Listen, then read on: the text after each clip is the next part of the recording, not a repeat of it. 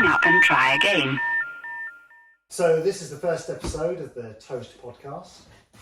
Hi, I'm Dave. I'm the MD at Toast, and I do a range of stuff. Yeah, that's all right. Pause. Do I'm saying hi, I'm Adam. Do you know what your own name is? And I'm the creative director. Hi, I'm Adam. I'm the creative director at Toast Design, and I work mainly on branding projects. Hi, I'm Justin. I'm a graphic designer working mostly in the print department. And we're talking about AI. We're talking about AI. And is it the devil that we think it is, or is it the time-saving genius that people say it is? So obviously there's lots of different ways to use AI. We've been playing around with ChatGPT and basically Mid-Journey we've been using quite a lot. Is it the devil, Justin? I can understand why a lot of people think it is. I do find it interesting that, you've got this issue of the source images which have been uploaded to the internet and are not necessarily been uploaded to the internet with that end in mind, because when they were put there, this sort of AI like Mid-Journey just didn't exist. No. And so, there are legal issues there. In terms of taking people's jobs, I don't think that's necessarily true, simply for the same reason when stock photography came along. It didn't necessarily rob photographers of their jobs.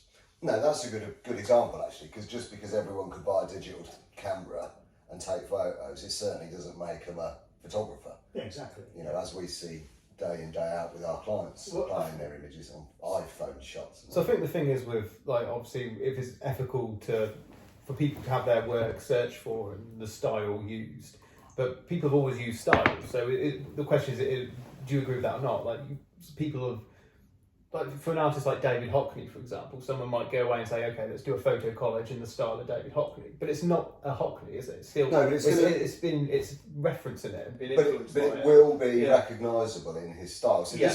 this is one of the things that I've been doing quite a lot with Mid-Journey, is using different prompts for images. So I've been using it to generate some pretty weird thumbnail images for blog posts, you know, because it's quite good like that. And then if you use generic terms like in the style of a children's book illustration, it tends to return similar kind of stuff. One thing I noticed the other day as I was playing around with it with an image of a dog or something, and it was actually returning. So I gave it a real challenge, and I was like, picture of a dog, no background, nothing in the background, white background, isolated on white. And what was really interesting is when it rendered the dog images, they all had rendered watermarks. Because it would use stock photography as the source. Because that's the type of image you find on stock with a big, Getty or Alamy or whatever over the top. And it had tried to recreate the watermark. And I've also read and listened to some YouTubers go on about it, about when you do illustration style, so in the style of Studio Ghibli or something like that, sometimes signatures crop in. Yeah. So it tries to recreate, so there is a definite way to abuse it, which is to go, give me an image of an octopus riding a bicycle in the style of David Hockney. You're going to get something that looks like a Hockney painting, aren't you? Yeah. But it's not going to be anything that he's ever painted. So... No. Well, this is where I feel the issue about it not necessarily stealing people's jobs comes to the fore, because you said, well, you wanted something to illustrate a blog post. I don't know whether that picture of a dog was rendered photorealistically or whether it was an illustration style. But the fact is, for a blog post, you're very unlikely to commission a photographer to take a photograph of a dog, or commission an illustrator to illustrate a dog. For a blog, for exactly. Editorial in a magazine, editorial is probably keeping illustrators fed at the moment, because there's so much stock out there, but they still invest in editorial illustration, and they won't. I don't think it will release it. The other issue with Mid-Journey, obviously, is the resolution. So the little thumbnails, I think, are 512 square, and then I think because I've got a paid account, so if you use that and you upscale it, I think you get 2048 or something like that. Yeah, 2048, which at 300 DPI is 5 inches. Right, okay. So I then I tried out another tool which is called Gigapixel, which is a lossless up to 4,000%. Was it a scale up? Yeah, it's really good actually, Gigapixel. It's like 100 quid for the year. And I think we're meant to say, link in the description below. Link in the description below. That will be an affiliate link, by the way.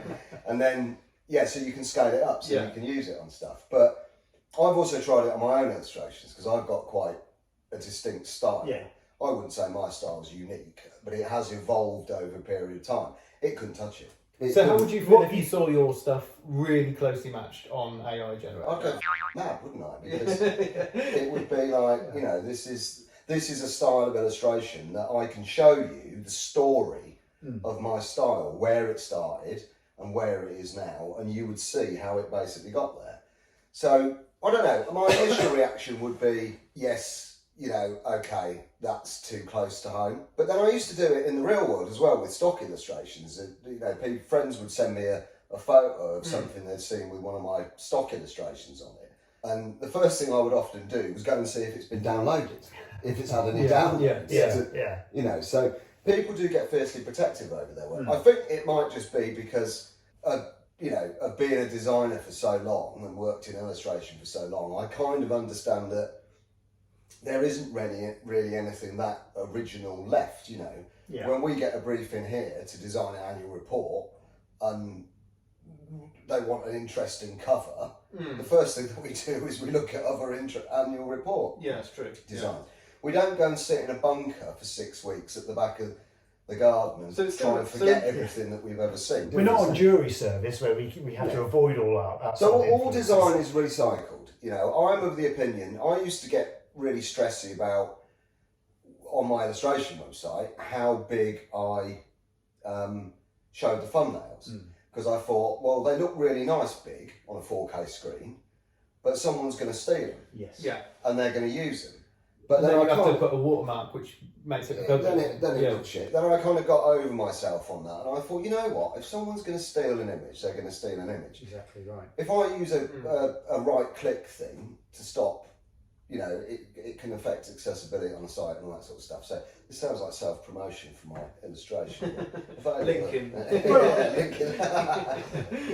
But, you know, so because I do that and I have made money out of that in the past, it's kind of different, isn't it? It's like, what would you do if you, Adam, let's pick you, if you designed a logo completely in isolation, you know, and it was a company that wanted like an abstract mark, and then 2 weeks later you saw a van went past with pretty much the same logo on it. But I wouldn't think I'd been ripped off. I just think that's the nature of the beast. Like I said, it's very hard to find anything original now, and so everything has been done. I mean, I don't think that has happened. I've designed logos and then gone on Pinterest or Dribble and seen similar marks. You almost wish you hadn't seen them because you've seen them afterwards. You can't unsee them. Yeah, and sometimes it's annoying when you see something before that would be perfect, but you think, I don't want to copy that now, or do something similar because I know it's out there. Yeah. But then potentially everything is out there. I mean, Dribble's an interesting one because the amount of work that's on there and Behance and stuff like that, and I've got nothing against designers designing stuff for the fun of designing it, you know, fake projects so they can show how good they are as a designer. But in some ways, all this stuff's already out there, you know. And you can see, I was doing some internet web design research on Dribble the other day for a particular style of call to action. And the longer you spend on there, the more you realise that all these designers, young, old, whatever, they are just aping each other because they're following a trend, you know, and so everything. But I suppose the difference is, in that instance, so that's all true, and you were talking about things being original and people like doing stuff inspired by another piece of work, but that is also people getting work. It's people, human beings getting work, getting paid. So yeah, true. Whereas saying the AI aspect of it does, because we said about stealing, will it steal people's jobs? I mean, I think there'll always be a need for bespoke, like you said, things like editorial illustration, there's things like map design, and if you wanted to do a slight tweak to it, you know, if you put the same prompts in again on AI, you get something slightly different but similar, but you can't like do amends to it, can you? You can't. Well, you can. On Midjourney, you can do a version redo. So you get your 4 little thumbnails, and you can say, "Oh, I like V1," and then you'll get a little pop-up where you can modify the prompt. Yeah. And likewise, what you can do on Midjourney is you can use a seed. So you can create an image in a particular style. So I did this for one of our blogs. I've used Octopus. So how specific can you get then? Well, so you generate the image and you think, yes, I like this one. Then you message it to yourself and it sends it back to you with the seed. And then you do another image. So I did one which is, and we'll put images for these in the video, I think. But so I did like a group of octopus reading a book, children's book illustration style, blah, blah, blah. And it returned 4. And I really liked one of them. So I got the seed. Then I literally copied and pasted the same prompt. And I just did octopus riding a bicycle. And then I added the syntax for the seed on it. And what Midjourney does, it says, okay, he wants an octopus riding a bicycle and he wants to use the same process we used to create. Right, okay. I think that's what it is. Yeah. Yeah. So you can do it like that. I saw a guy the other day who wrote an entire children's book on it. And he said, little girl riding a red coat, lots of different expressions, lots of different poses, yada, yada. And he fed all them, got a character sheet, if you like, then cut it up in Photoshop, uploaded each one individually and used those as a reference. So he was then able to say, little girl, jumping in the air to catch a balloon, these are the reference images. And it would generate the character correctly, so it looked like it was part of the same. And that's really quite interesting for sort of character. I mean, I've been thinking here, how could we use this at Toast? Because you don't want to you've got to get on board with these things. We don't do character generation, character creation, if people wanted, say a brand wanted a little character. I mean, traditionally, the donkey work there in the research and the initial sketches, sketchbook out, contact, let's get in touch with 6 illustrators and ask them to pitch something, let's waste their time, 5 of them because we're only going to use 1. Yeah. Now it's like, well, okay, give me a little green alien character holding some orange juice, smiling, in space. So it's sort of useful for the conceptual work. I think it's great. Yeah. But I still think then you then take it out and you make it your own. Just like Chat GPT. Yeah. Write me an article about fish fingers. Both your examples there, the images you did for the blog post and the person that's written the children's book, are creative people getting results from AI, feeding back into AI the bits they want, editing essentially. Yeah. So you're getting people with creative input. It's creative people using AI as a tool. It's not AI replacing the creative person. It's AI being used as a tool. And unfortunately, one of those, when you look at the bigger question, is it morally right that artists are having their work repurposed, ripped off, imitated, however you want to phrase it? Yeah. It's one of those situations where unfortunately the ship has sailed. That genie is not going back in the bottle.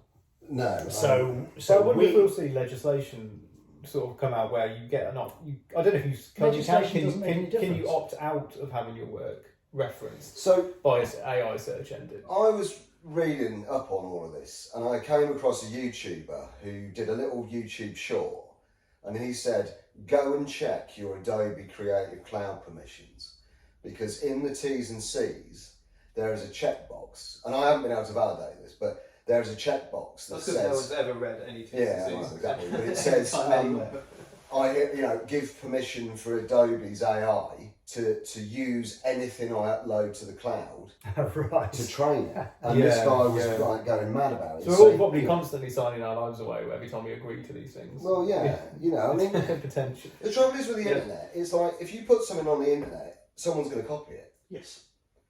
I think the problem here is that if I put a load of illustrations up on the internet, or we put some magazine designs that you did up on our website, and then 3 weeks later we see another magazine that's, someone's created that, so we can phone up the agency. Let's say they're using our work on their website, which happens all the time. I send them usually quite a polite little email asking them to stop doing that.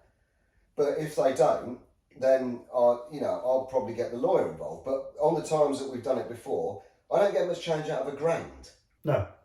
That's what I meant by making something illegal and getting legislation won't make the difference. Yeah. Because at the end of the day, you do a cost-benefit analysis about whether it's worth pursuing that.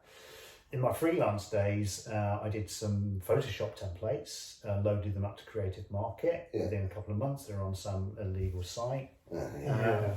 And I think, judging from the domain name and the typography, it was a Russian site. Yeah. Really? How am I going to pursue that? Yeah, I was making $5 a sale. Yeah. One of the things I think about with image generation, particularly with AI, is that in the same way to new houses. So if you have a small village hamlet, with loads of really nice old 18th century houses in it, they're worth some money. Then if they come along and not too far away, they build a load of brand new houses and all that stuff. What generally happens is those older houses will increase in value, providing the new ones aren't too close. Yeah. And I think the same is true with AI art. If you are genuinely original yourself, you've got nothing to be afraid of, because if AI apes you, it's obvious. So your example with Hockney, Warhol, for example, you see that particular style, So people will be very careful about, I'm going to copy this artist's style. Hobbyists will, to print it Of out, course, put it on their wall, but commercially, I can't copy this guy or girl because their stuff's so recognisable that I can't deny that. So in a weird way, AI art could make the bespoke art that illustrators do more valuable. More valuable, yeah, I think, yeah. But only the people who are genuinely innovative. Yes, going back to what we were saying about Dribble earlier, it's just. Design porn, isn't it? It's just, it's all pretty much, I am just looking at the same stuff. Yes. All these people are designing the stuff and it's all the same. It uses the same fonts, it uses the same grids, the same asymmetry, the same whatever's trending at the moment. People designing it. And that, like we were saying about jobs, the reason they do that is they're desperate for work. So they're just copying whatever comes along. Yeah, they're showing they can do this stuff. It's a good one with illustration. I will let somebody else speak. With illustration... No, you're fine. You've got a beautiful voice. With illustration, people say you have to find your style, and that takes time. Yes. So what about the content side of it with GPT and text? Before we get onto that, there is a precedent in our own industry for this sense of creative work being devalued. I remember being a freelance designer when sites like Fiverr came along. And generally at that point, there in design work, it created a trend for the devaluation of design work. In that if I'm charging £80 an hour and someone in Thailand can do it for $5, then I'm being cut out of the market. But what AI does, and AI art generation in particular, is kind of what happened then when it wasn't AI, but it was essentially crowdsourcing rather than AI. Is a lot of mediocre work got created. Low quality to mediocre work. And I think that's what AI is doing at the moment. Now, for certain uses, that's fine. For a one-off blog post, that's fine. If you're doing your own T-shirt or something, that's fine. But what you find when that happens is the quality of work that we create at Toast, plus that bespoke experience for the client, where we will talk to the client, we'll find out exactly what their needs are, we'll spend that time doing that, means you end up with your clients being the type of people that understand the value of good design, have got the budgets to pay for good design. And I think this is exactly the same thing which will happen to illustrators, which will happen to photographers. In the wake of AI generating these images, that like you say, people who are good will become more prominent. Mediocre stuff will find a price point that suits the fact that it's mediocre stuff, and those with talent, those with the skills, will thrive. And the smart artists will be the ones that use AI as a tool at whatever point in their process. A bit like when 3D graphics went mainstream, and people could suddenly create virtual sets which they could then use to sketch from. So like for composition and all that sort of stuff. And talking about composition, that is a real weak point of AI generated art. The thing that we have in common as graphic designers that we have with illustrators is a sense of composition. Yeah. And I've seen brilliantly photorealistic stuff which you could use as concept art in a movie, because it might just be one figure standing there, but you create a scene and the composition is just completely ignored because the AI doesn't understand the context of what a human eye responds to in terms of 10 years time, 5 years time, it may get there. Yeah. Who knows? I mean, but right now, I don't think truly creative people who are genuinely concerned about their careers and being the best they can be, or at least the best at creating a style there, I don't think they've got anything to worry about. It's a bit of a wake-up call. It's a bit of a kick up the arse. Just stop doing mediocre work and you will thrive. Yeah, I mean, I agree. I think the interesting thing with the way I look at this, you know, having only discovered it about 4 weeks ago or whatever, I mean, it hasn't even been around.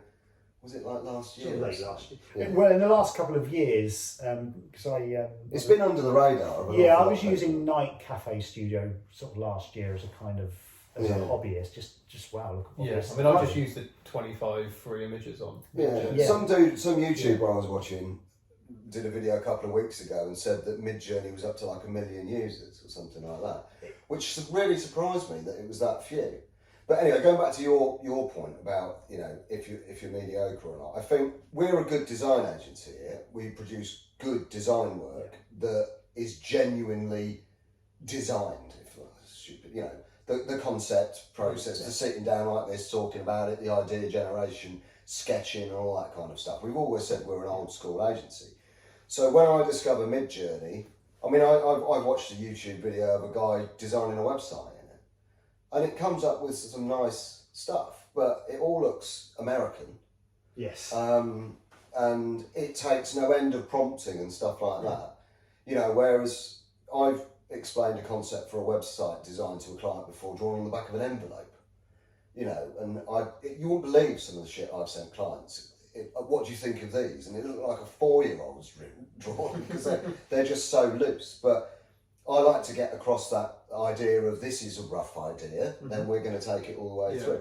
As a design agency, I think we should be all over AI to stream, to see if it can save us any time, or to see if it can help us generate ideas that we might not have come up with. You know what it's like when the other day when you were downstairs doing that logo, and me and Justin, we were just like a right couple of design arseholes. We were, but yes, make it bigger, make it bigger. Yeah.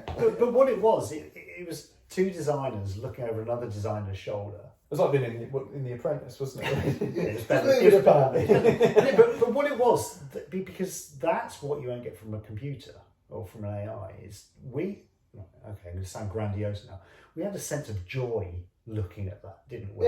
Because it's tickling little creative compositional gears, all that stuff we spent all these years, decades, studying, working on, and we're looking over Adam's shoulder, who hasn't had decades of experience because he's so young, but we're looking over his shoulder, and the three of it's like kicking a football around. Yeah, exactly. You know, we're having some fun with this, and I know that the client was impressed with the work. Yeah, signed off now, thank you. Yeah, exactly. Really liked it, and it felt like 3 creative people. You did the donkey work. 3 creative people had a little bit of input in it. 3 creative, so it's value for the client, and we do get inquiries from people who are used to Fiverr type prices. How much for a logo? How much? Yeah, but this is it. We're going to do another video about the whole pricing thing because we talk about that for months. But like you said earlier about, you know, we're £80 an hour over here, which is considered cheap, you know, in this country. And then somebody in, you know, a qualified graphic designer in Bangladesh, for example, where the cost of living is a fraction of what ours is. You know, they can charge, you know, 50 quid on Fiverr. I think I looked what the average monthly salary for a high-end salary for a graphic designer in Bangladesh is £900 a month.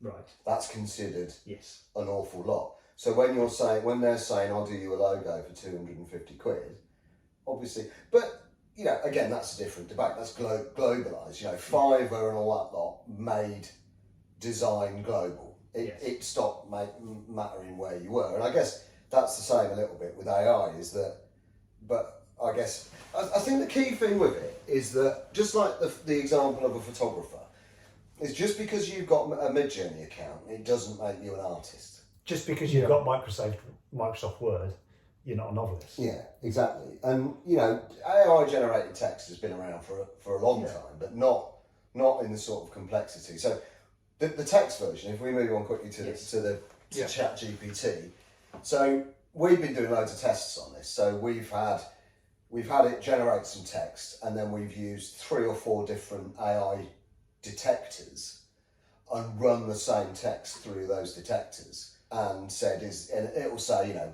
100% AI, 50% AI, but none of them are consistent. So you can put another piece of text in that's been AI generated, and it'll tell you it's 100% human text. So Aaron, one of the guys here on the web team, doesn't like writing. He doesn't enjoy copywriting. So he's launched his own site, and we said, well, okay, like, just AI the lot, and that's what he's doing, and he's not changing anything. But we did find like one example of a paragraph where it said 100% AI, and then we put an exclamation mark on the end, and it said 100% human. Okay. So the detectors aren't quite there yet, and I've started with them because obviously the ability to detect AI generated text protects the likes of me and Kelly, you know, who makes a living essentially out of being a copywriter. Yeah. And she's fed back on AI, ChatGPT, and again, we're of the same way of thinking. Research, but only around certain topics. Yeah. I mean, obviously we do a lot more copy-driven stuff upstairs because, you know, of search engine optimization and stuff. But so what do you think the limitations are with the chat stuff, or is there none? Will it do everything well, do you think, or whatever the subject matter? Or is it still better for? We work for a company that produces safety kits and safety clothing, and they've got an archive page of products. So I went onto ChatGPT and I'm like, write me a high quality category description for this page. Just gave it the URL, and it came back with a very well written description for that page. The reason I'm asking for a description for the page is there's not much content on the current page. So I was surprised that it was able to come back with as much as it. Yeah. It obviously went further than just going, oh, what text is on this page? I'm just going to respin that, spin it round and spit it back out again. Because it had the context of all that material it's learned from. Yeah, basically. So whereas if it was human being do it, they might look at websites in similar sector. Yeah. What have they got on their homepage? What have they got on their homepage? And synthesized it that way. AI doesn't have to do that because AI has already. It's already got it. It's already done that. I mean, Copyscape is a good tool that we use here for our website. I mean, do you know that one? No. So basically, what we do is we plug in like the homepage of our website or the annual reports page on our website, and it scours the internet and it finds matches, and then it comes back and says this website is using 360 words the same as you, and then it shows you. Yeah. It highlights the text, and then I send these people an email, and it's amazing. You know, I think there's still a general belief amongst people that if it's on the internet, it is fair game. It's free. So will it guarantee uniqueness every time then? Or well, no. Could you find someone? Could you do one of those copy searches and find someone else who used it, but it'd been generated by AI? Yeah, I mean, well, eventually, if there's been enough articles written about something, especially if it's factual, so imagine writing an article about the process of annual report design. I mean, if you've got 15 agencies together, bar a few slight differences, in theory our processes should all be very similar, because if we're all professionally qualified, then we know, we'll go through the planning stage, the so and so stage, we'll do your page plan, we'll get your content together, they're all pretty much the same. So if you were to write a blog post about documenting that process, and the other 15 agencies all wrote the same, then broadly they're going to be the. I mean, what makes a difference with copy? Well, it's the same that makes a difference with art and illustration and painting. It's the personality of the person typing the words or holding the brush or Yeah. You know, Tone of voice in that world is the same as your style in and illustration, tone of I voice. suppose. But essentially, they will all be the same art. So if you ask ChatGPT, how do I make some toast? Do you know that classic thing in there about they some sort of team training, and he's like, right, describe the way that you make toast. And you have to do it step by step and leave no steps out. Yeah, I can't remember. And it runs exactly like 2 pages once you've written every single step. Yeah. So broadly, it's going to be the same. You know, recipe. How do you cook a steak? How do you, the amount of shit out there on the internet that you find for. Yeah, and it's all going to be much of a muchness. And it's all going to be much of a muchness. And the problem that we've got, because everyone's competing in the search, is we all want to be found for the same thing. Yes. So we all write the same stuff. Yeah. And then what then starts coming into play is, well, one person hosts with WP Engine and the other hosts with GoDaddy. So the GoDaddy site is 3 seconds slower than the WP Engine site. Other hosting companies are available. And then it gets into, I don't know, the real, like, where in the article answers the question. So Google's the link to snippets that it does now. Yes. You must have seen that. Yeah. You ask it a question, it doesn't just give you a website, it takes you to a highlighted piece of text. The interesting thing on this, and I'm sure we've all had similar experiences, is let's say you're in a superhero movie and the titles have come up and you want to know whether it's worth sitting through 15 minutes. Is there an end credit scene on this movie? Oh, yeah, Type it to Google. Now, the thing is, the highest ranking articles of that will have this much text about the movie, who's in it, what its expected box office is going to be, what it's a sequel to, and then somewhere in there, below all the adverts, will be a a thing which says whether there's an end credit scene. But the reason that article ranks and why you found it first is because people spent that time reading down it. And so Google said, people have spent a long time on this site. There must be some good quality content on this, which there isn't. Now, AI is going to come along and AI is going to do that stuff. That's what AI is going to generate. It will. But that stuff that's there purely to get hits, to sell the adverts. I mean, I think Google's helpful content update rolled out last year and it's still rolling out. And it's a machine learning update. And it seems quite interesting that it sort of rolled out a month or so before everyone really started discovering ChatGPT. And the purpose of the update is to discover poorly written articles that are designed, just like your Marvel example, to rank. Yes. And to not necessarily provide anything of use or anything. So, I need to write an article for a recruitment agency in London that specialises in marketing staff. So what am I going to do? Search Google for stuff. I'm going to find, your 10 benefits, top 10 ways to prepare your CV. So we're all writing the same stuff. So, it's interesting the point you made right at the start of this about what's it worth to the person. You're not going to commission a half-day photo shoot to take a photo of a dog, for a blog post. Now, you might do if you're a dog clothing brand that sells stuff for... Sold in Harrods. You may well do. And you want a bespoke image. You want the bespoke image. Of. Yeah. You want a totally unique image that no one else has got because that's worth your brand. And that's what you're prepared to pay But for. most small businesses all over the place, they like you said, they can't do that. They can't afford to do that. So it's this trade-off between, okay, I need a blog. I need, my site's not ranking very well. I need 30 articles on this. Shall I write them? I know to write an article of about 3,000 words about a subject that I know inside out takes about 3 hours for me to do it properly. And I am able to reel it off and I type quickly. ChatGPT will produce that in 3 minutes. But then would you use that stuff raw out of ChatGPT? No, I wouldn't. Exactly. I would. So it's about different customers. It's about different markets. To go back to the stock photography example, when iStock came along and anybody could upload their snaps and people could buy it, suddenly when you can buy a photo for $10, that's a lot cheaper than commissioning a photographer. Yeah. And photographers got a little bit upset about it because they felt they were going to go out of business. No, it creates a new marketplace, it creates a new customer. That wouldn't have bought it in the first place. Yeah, that is a very good point, actually. Yeah, and not only would they not have bought it, they wouldn't have used photo at all.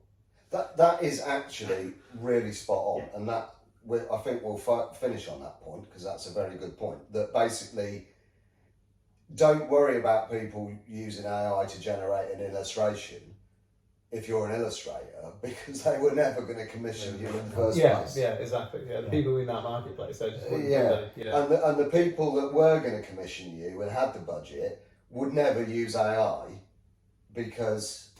I think Justin's just saved the world. And even in the context we were talking about using it, which was just to create concepts, we wouldn't commission an illustrator to create concepts. No. So we're still, it's still doing a job that would have just been done on the back of an envelope before. If we'd have commissioned an illustrator, we'd have done the concepts. And gave them to the illustrator. I think the key takeaway. It's just a new way of working. Really, the key takeaway for anyone working in creative fields is this is a brand new toolbox.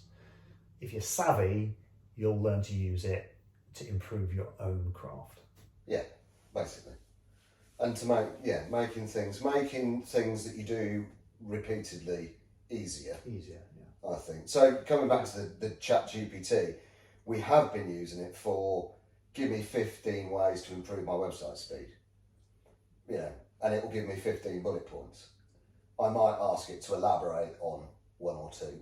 I think the real danger with the text stuff is they say with the text generators is the your money, your life kind of blog post. So if if someone's going to invest in something, for example, and you're writing a load of blogs about how, if you find out Martin Lewis is doing all this stuff, he's not actually. He's actually a good example because he's clearly an expert. He's known to be an expert.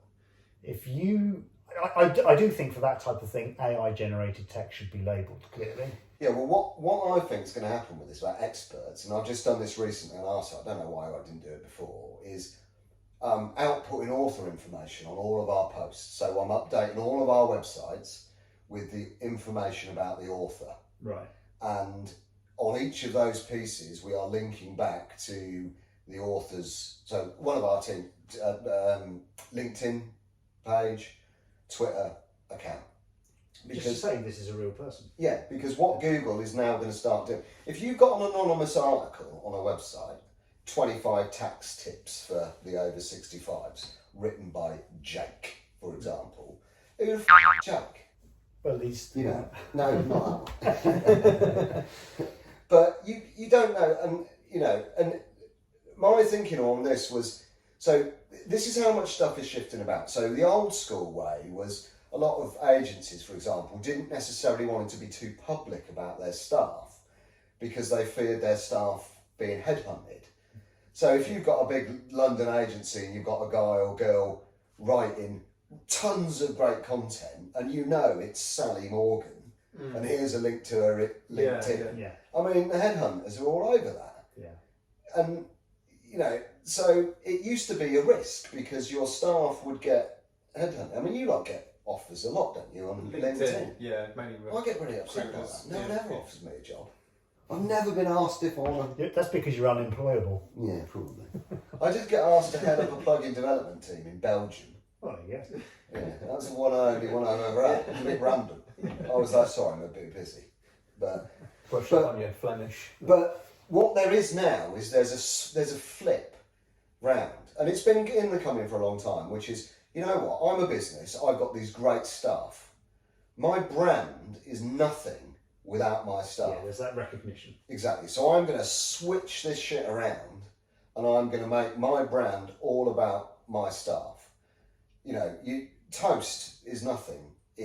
Toast is nothing. Toast is Adam, Justin, Nick, all of us. So actually getting those people front and centre on the website, and then linking back to their LinkedIn from the blog articles that they've written, Google will follow this, and it will find that Kelly Dudley has written articles on toast branding. She's written articles on toast design services. She's written articles on surgery, and it will all link back to her LinkedIn profile, which is the only common denominator of the whole thing, because these websites are hosted separately, etc., etc.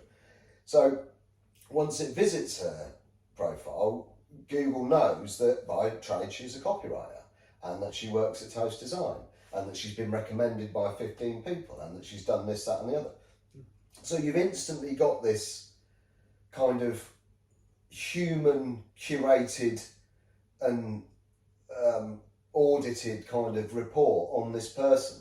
So in theory, what Google does is like, okay, I know Kelly Dudley now, and I know that when I find an article by Kelly Dudley, which is validated by the fact that it links back to the same Kelly Dudley profile on LinkedIn, that she is an authoritative writer on this subject. Now, if she decides to stop writing about design and starts writing about composting, then it's going to be, hold on, what's going on here? You know, you're now a generic writer. Yeah. You are not a topic specialist.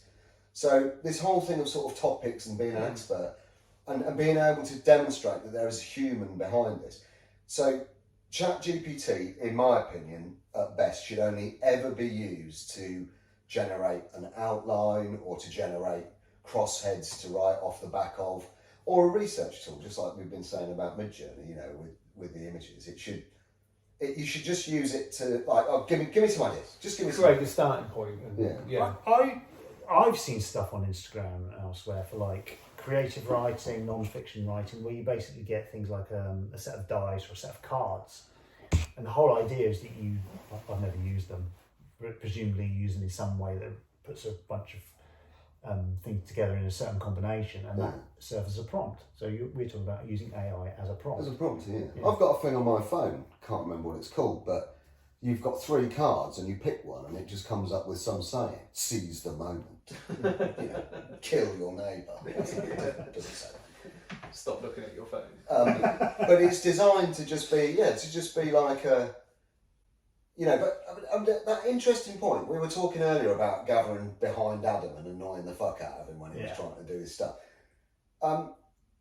Actually, is this going to become a problem? So, you know, is AI making it so actually you don't really need to collaborate, to talk, because you've got everything. I mean, I can start at ChatGPT and I can say to it, today I want you to be a 38-year-old woman, and it respond as such, and it will. Do you, Dave? Do you want Well, chat? you know what I mean. So we're going to end up with VR headsets on. Well, And... no, because can you honestly envisage an AI looking over Adam's shoulder and saying, take a look at that kerning, do something that's optically correct and a little bit off the grid?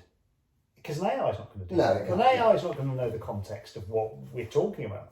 But that comes back to your point again that you made earlier. It's the difference between being, it's the difference between being okay and professionally done. Yeah. So to round all this up, basically, you know, whether or not AI is the devil or not, everyone's going to have a different opinion on this. Personally, I think as a creative, jump in there and use it as a tool, use it, play with it, push it, see what it can do, see what it's capable of doing. Can it streamline things but still provide a genuine benefit or do something slightly better than you could? In terms of AI generated art, I just think it's here, you know. Just if you're a skilled illustrator, photographer, painter, you're always going to have value in your art because you're always going to be able to do something it can't do. Yep. Yeah, I would agree with that. Yeah. Is that just stolen everybody else? Yeah, well, there's nothing else left to say. Well, just maybe not the devil, maybe Pandora's box. Yeah, I mean, Great opportunities for abuse, great opportunities for new markets, new business, new ways of creating stuff. Yes. I see how it evolves really. Like, see what happens. Like at the moment, I think it it's not one thing or the other. But yeah, let's see. I mean, it's going to learn at an exponential Yeah. rate as well. At the moment, it's not stealing anyone's jobs, but Yeah, I a mean, year from now, it'll probably be doing this podcast. I think we should probably. Has no one seen Terminator? Yeah, I just keep saying this all the time. But, We've been warned. you know, when they switched on the what was it, Cyberdyne, Skynet, that was it. AI determined the fate of mankind in a millisecond. You know, and look where that all got us. Yeah. So. I, for one, welcome our new robot Proceed, overlords. proceed with caution. Yeah, there we go. That sounds good. That's the strap line. Good stuff. Cool.